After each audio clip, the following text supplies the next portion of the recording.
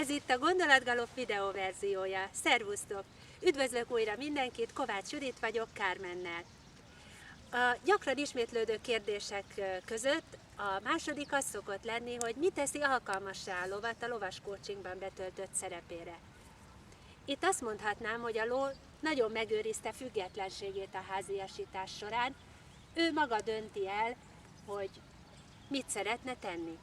Például, ha leveszem róla most a kötőféket, akkor lehet, hogy ő nagyon jól el van a környezetében és ellegelészik, de most úgy látom, úgy döntött, hogy velem marad és élvezi a napsütést, amit szemmel láthatólag látunk is rajta.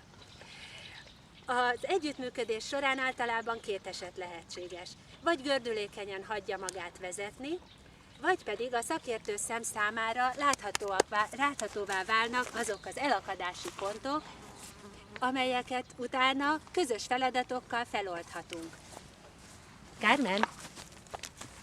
Közös feladatokkal feloldhatunk.